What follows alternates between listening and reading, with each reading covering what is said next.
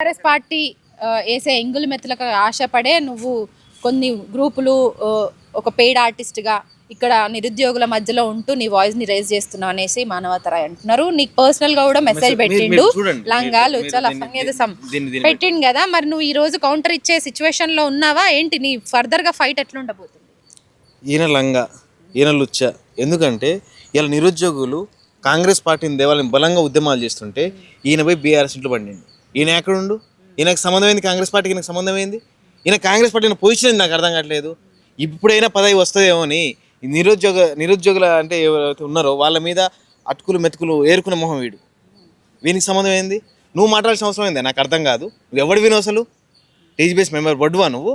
లేకపోతే కాంగ్రెస్ పార్టీ ఉన్న మెంబరా నువ్వు? నీకు సంబంధం లేని విషయాలు ఎందుకు మాట్లాడుతున్నావు? రాజకీయాల కోసం నిరుద్యోగులను వాడుకుంటున్నావు. నువ్వు లఫంగివి, నువ్వు లుచ్చవి. నాకు మెసేజ్ పెడితే ఏమొస్తుందిరా? పనికి మాలాడు నువ్వు. నీలా చదువుకోవాలి, నేను ఏదో పిహెచ్డీ చేసినావు, నీలా నేను చదువుకోలేదు, నాకు అంతే వస్తుంది, ఏం చేసుకోపో. ఇట్లా పర్సనల్గా మెసేజ్లు పెట్టి వాళ్ళ ఫ్రెండ్స్ తోటి నన్ను కామెంట్లు పెట్టిస్తున్నారు. నీకంటే ఎక్కువ కష్టపడ్డా కాంగ్రెస్ పార్టీలో. బస్ యాత్రలు గాంధీ భవన్ చుట్టూ తిరిగినావు. ఎవరు పెట్టి నువ్వు ఎందుకు పెడుతున్నావు? నీకు అవసరం ఏంది? అంటే నువ్వు బీఆర్ఎస్ డబ్బులు తీసుకున్నావు. పర్సనల్ గా తీసుకుంటున్నారు ఈ విషయాన్ని.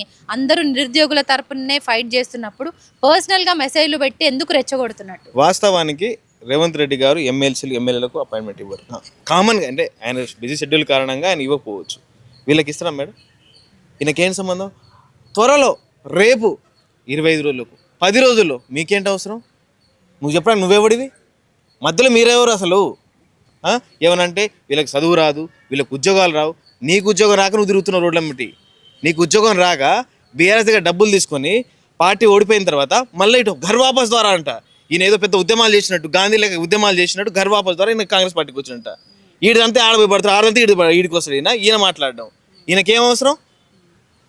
నిజంగా నేను ఈయనకు అద్దంకి దయాకర్ అంటే నేను ఆ మాట అనలేదు.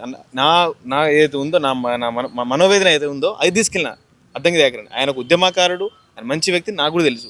ఆయన మా ఏదో కోపం ఉందో అది కాంగ్రెస్ పార్టీని చూపెడుతున్నాం. అక్కడ అద్దంకి దయాకర్ వచ్చి మాట్లాడినాం. ఈ మధ్యలో ఉన్న చూడు మానవతరాయి, ఈ చాతగాని దయాకరు, కొంతమంది ఉన్నారు పెయిడ్ హాస్టల్ మేధావులు, కొంతమంది మేధావులు ఉన్నారు చూడు, వాళ్ళకి చెప్తున్నాను, మీకు సంబంధం లేని విషయాలు మీరు మాట్లాడకండి. మేమేమైనా ఉంటే మాకు విద్యాశాఖ మంత్రి రేవంత్ రెడ్డి గారు ఉన్నారు, ఆయనతో మాట్లాడుకుంటాం. మధ్యలో మీరు వచ్చి మాట్లాడనుకో మీ వీపు విమానమూతం అవుతుంది.